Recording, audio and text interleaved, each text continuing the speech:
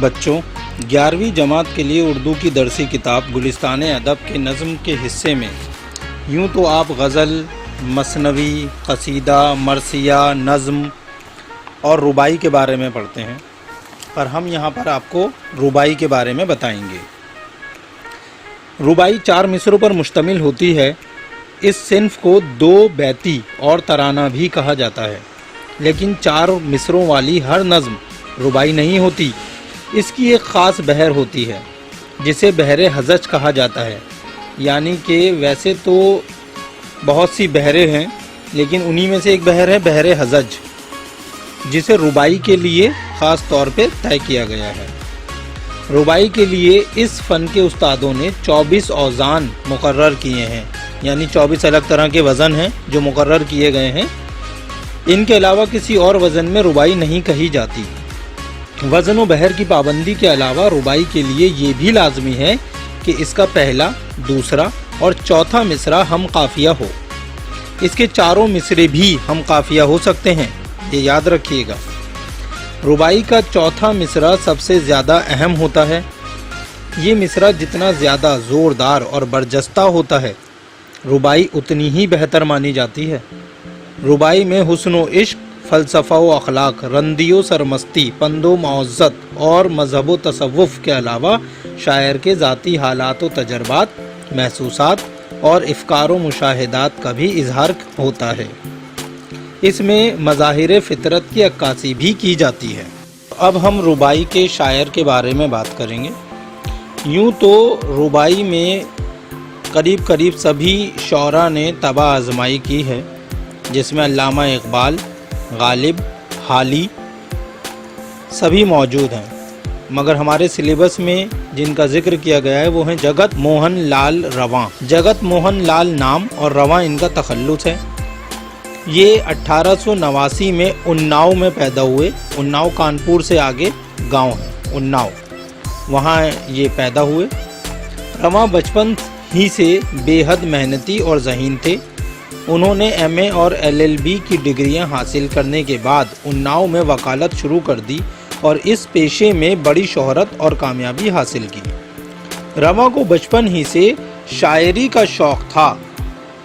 انہوں نے غزل، نظم، مثنوی اور رباعی جیسی اصناف کو اپنے تخلیقی اظہار کا ذریعہ بنایا، لیکن رباعی کہنے میں بڑی شہرت و مقبولیت حاصل کی۔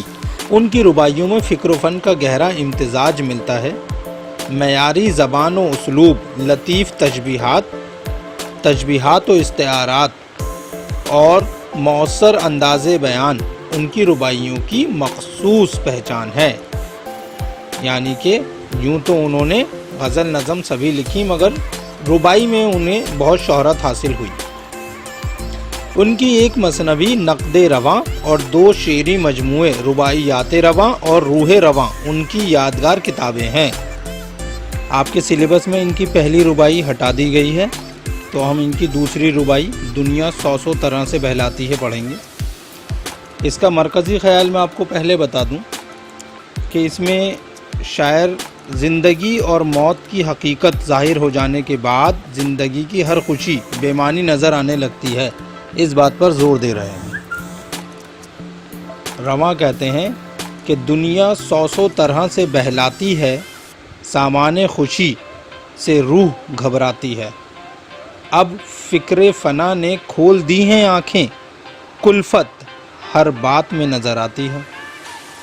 دیکھیے ویسے تو بالکل سامنے کا شعر ہے، لیکن پھر بھی میں اس کی میننگ بتاتا ہوں کہ دنیا بہت سے طریقوں سے، بہت سے عیش و آرام دکھا کر آپ کو بہلاتی ہے اور آپ کے ہر طرف خوشی کے سامان دکھاتی ہے، لیکن جب آپ کو یہ حقیقت ظاہر ہو جائے کہ یہ دنیا تو فانی ہے، یعنی ختم ہونے والی ہے، اور آپ کو اور ان سب چیزوں کو جانا ہی ہے، تو آپ کو ہر خوشی جو ہے وہ بے معنی نظر آنے لگتی ہے۔